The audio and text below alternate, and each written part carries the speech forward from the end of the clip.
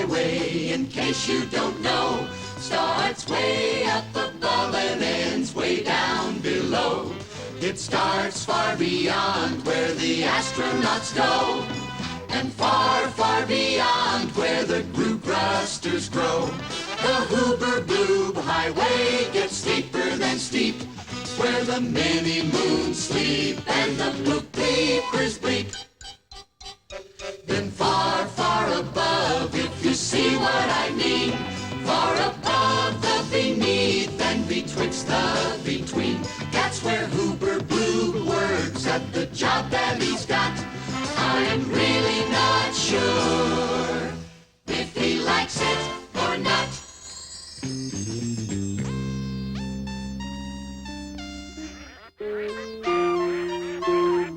Shoo, shoo, off, off, off. Away with you. Kindly shove off. You're about to use the runway. Go on. Vamoose.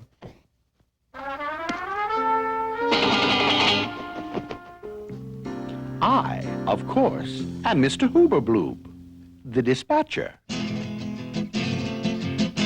Please. This is the place we dispatch them from. Down there is the place we dispatch them to.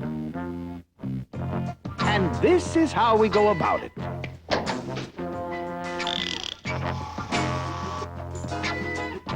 Adjust the manipulator.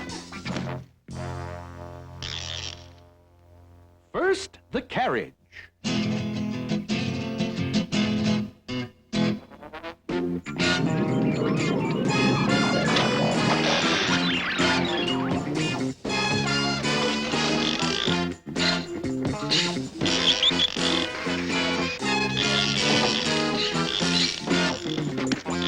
Then the occupant.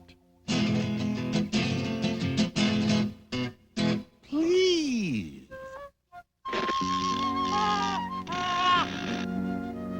I hope you're quite comfortable. Now, we don't send them down unprepared like we used to. In these modern days, we brief them scientifically. The big telescope, please.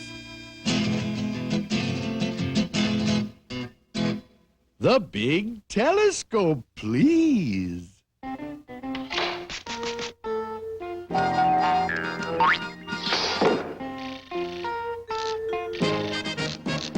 Now, before we ship you down to Earth in your very special cart, we're going to be quite honest, and you'll listen if you're smart.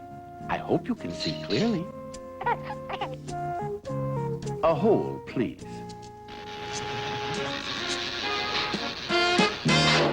There are so many places to send you that it's really only fair to give you some idea as to what goes on down there. And wherever you go, I want you to know that you're going to find some problems. For example,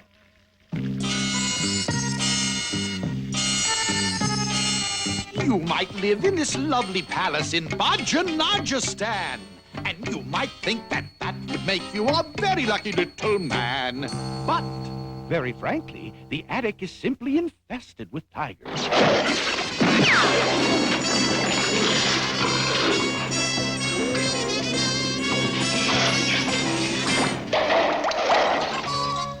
On the other hand, though, you could very, very possibly go to a most attractive smallish town called North Ninza-Skrinzabo. Here the snow is crisp and clear. There are no tigers here to fear. But I'm sorry to inform you that you'd have to learn how to milk a walrus.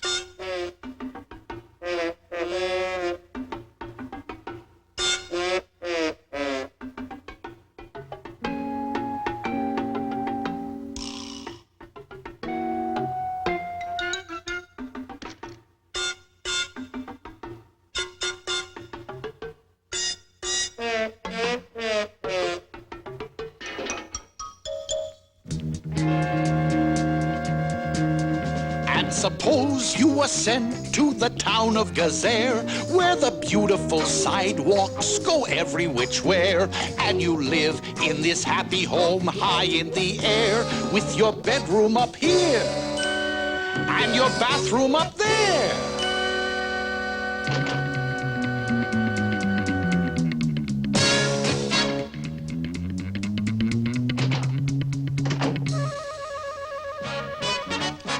And that's the way it is, bub. You're apt to get stuck. And the place that you live in is, quite frankly, a matter of luck. The hometown selection contraption, please.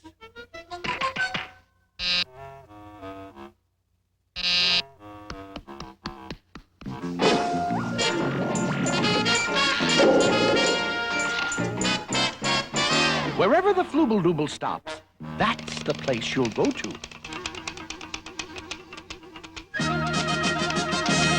We are delighted to be able to announce that this fortunate little fella has won the jackpot and the privilege of living in the town of West Watchacatella. Congratulations. Please.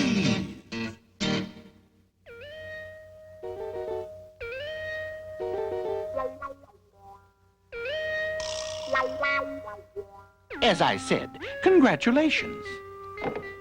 This is the future viewing contraption. Now, before we actually send you down, we must show you what is going to happen to you down there in that town. And, Bub, if you don't like it, if you have the slightest doubt, and you don't want to go, just tell us so, and your trip will be canceled out. It's a deal? Roll the reel. This is your life in West Watchacatella. You've got your work cut out, young fellow, inasmuch as you've got to learn to do things such as put on your socks. Now your shirt. Now your breeches.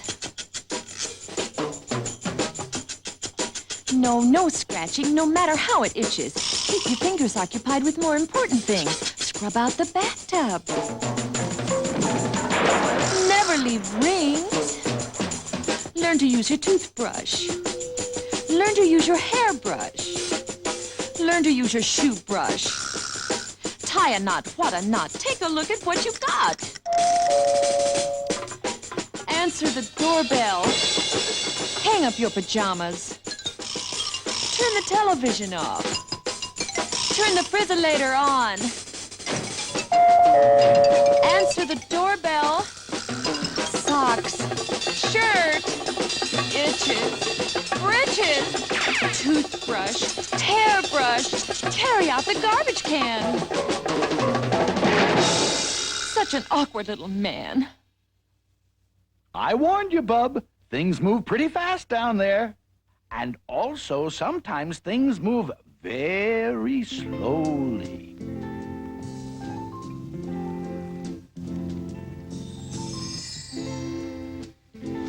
And you'll be there among the daisies beneath a beneficent bright blue sky.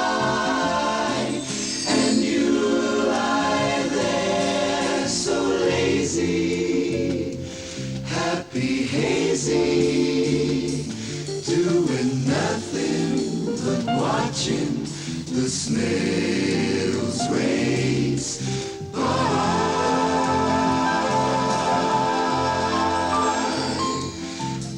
And here they come past the half-mile post. It's Creeping Katie in the lead, a nose ahead of Soggy Toast. And way back along the rail, what's the name of that there snail? Why, it's Leaping Luella, showing unexpected strength. It's Leaping Luella by 10 long lengths.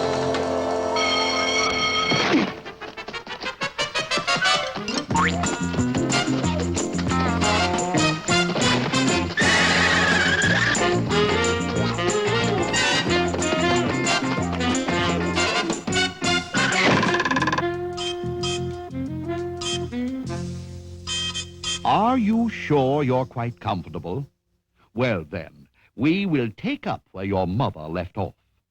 If equilateral triangles meet with quadrilateral rhomboids, causing mathematical adenoids, I give you this little problem, Bub. Can you postulate, rectangulate the conical coordinate parametric, heptotetric, rhomborebic, globothrebic, isolated, cosmic, weight of the non-recurring distillate of the paranoidal dip. And that's just the beginning, Bob. Beginning, Bob. Beginning, Bob. Your head will really start spinning, Bob, when you take up theology. Biology, geology, theology, moonology, psychology, ideology, chronology, prunology, pharmacology, splatology, thisology, thatology, and jumpin' jolly, oh my golly gee! Oh, the things you have to know.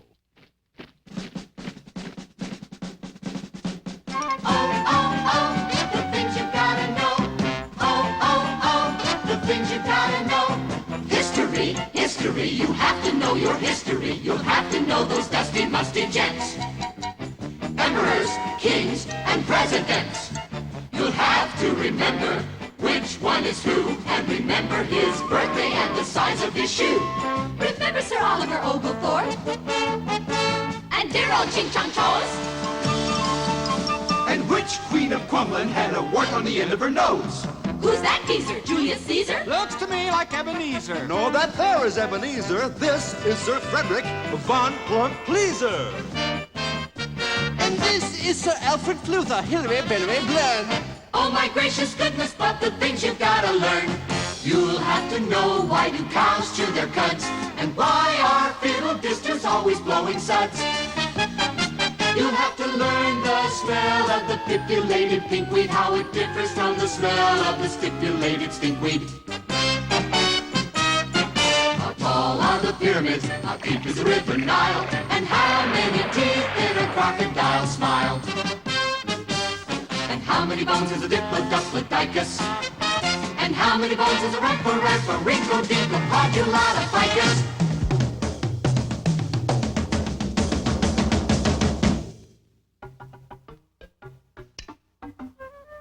Will he want to go down there? How do you bet? Have you come to any decision as yet? You'd like to see a little more, maybe? Huh?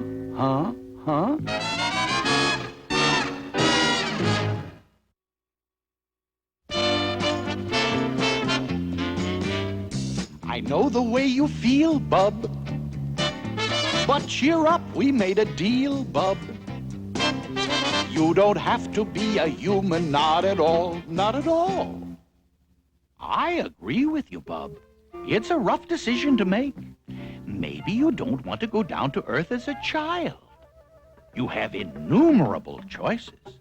There are unlimited possibilities. Just tell me what you wish you were, bub. Tell me the shape that you prefer, bub. It's no trouble to make you what you want. No trouble, bub, at all. Something like him. Or her. Or those.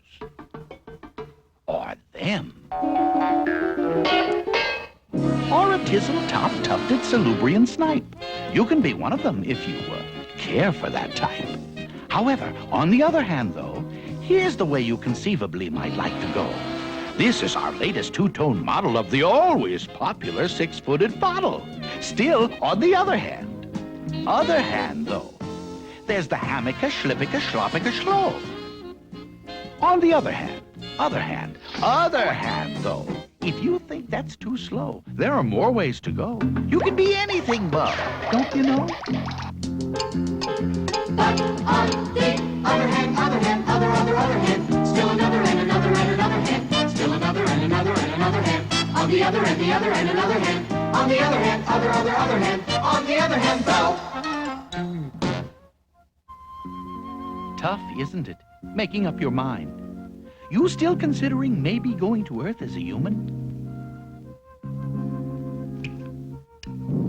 Then let's take another look at what would happen if you went there.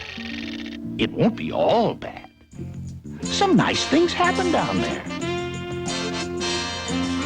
It's fun to be a human when the sun is shining bright. It's fun to be a human when the fish begin to bite. It's fun to be a human when you're zipping and you're zooming. And slurping also makes it fun. Fun to be a human.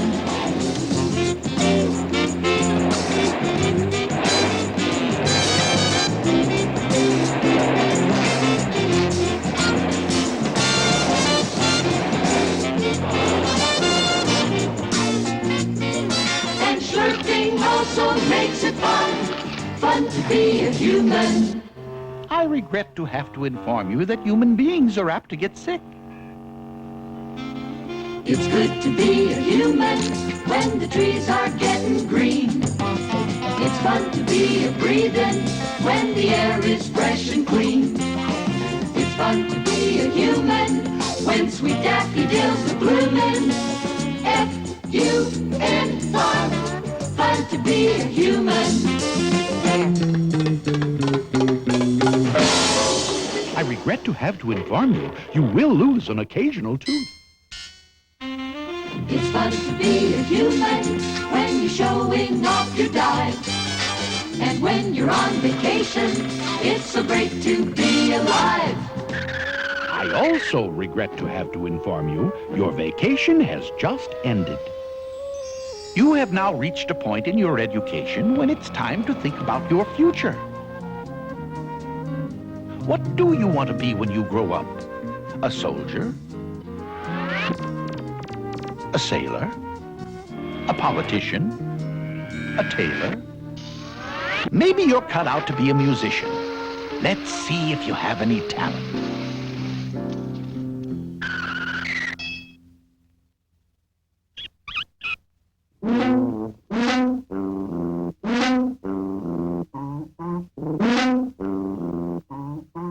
Maybe you ought to try the piano. 1 and 2 and 3 and 4 and...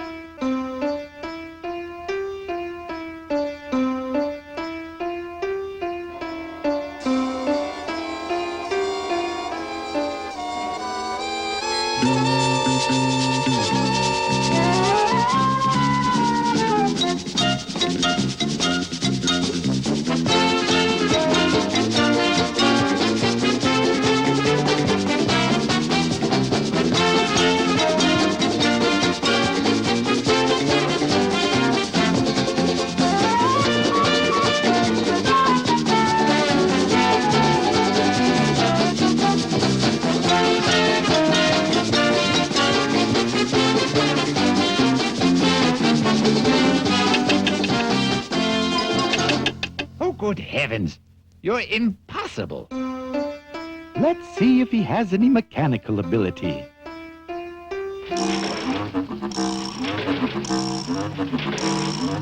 What do you do when a snorkin' goes slump and its front part starts sagging, and so does its rump, and it falls apart with a ghastly gazump? What do you do when the snorkin' goes slump? It's really quite simple to put it together. The gicular snurkle fits into the gourd. The thrombinbulocket fits into the sprocket, and the scrotular glocket fits into the schnur. And now you pick up the sprungated what's this? Releasing the pressurized. What have we got, sis? Well, maybe you're not mechanically inclined.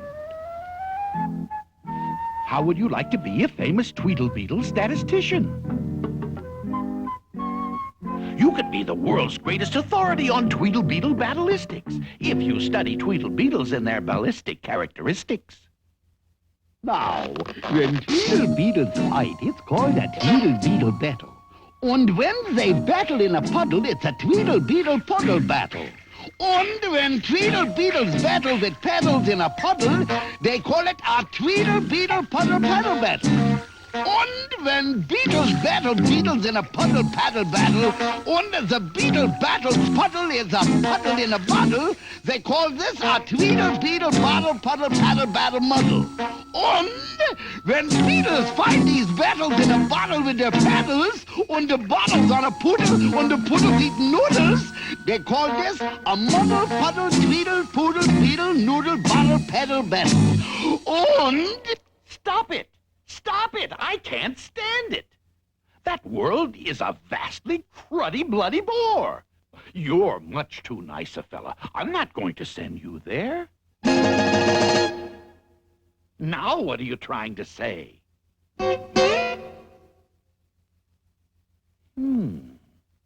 I guess you're right. I sort of broke a rule. I am supposed to be neutral. My apologies, Bub. But I must perform the job for which I'm paid. You'll just have to see the rest of the picture, I'm afraid. Oh dear, oh dear, oh dear, oh dear. We've got a pretty hopeless case here. Maybe it would help if we ask him a few very simple questions. A few simple questions, just check them as they go. All you have to do, young man, is answer yes or no. Do you believe in hydroponics? Answer yes or no. Are you any good at microgonics? Answer yes or no. Are you religious? Do you ever stumble? Do you have bad dreams? Does your belly ever rumble? If you hope to win, keep up your chin and answer yes or no. Has your old man paid his income tax? Oh, you are so slow. Would you marry a quiffer-quacks? Answer yes or no. Do your feet get sore? Does your uncle snore? How do you feel about going to war? If you want to succeed, Speed up your speed and answer yes or no. Are you, will you, won't you answer yes or no? Will you, won't you, do you, don't you answer yes or no? Are you, will you, won't you answer yes or no? Will you, won't you, do you, don't you answer yes or no? And millions more questions you'll have to try to answer in the biggest question mark factory in the universe. Well, that's the situation downstairs on the earth. And it's time for you to vote, Bub. Do you or don't you want to go there? Answer yes or no. Come on, cooperate. You're holding up the entire production line. Do you or don't you? Do you or don't you want to go there? He votes in the affirmative. Look out below! Here comes a good one! Good luck, Bub, to you, Bub, as you skittle down the skyway. You're heading for the earth, Bub, on the Hoober-Bloob highway. Out of the nowhere.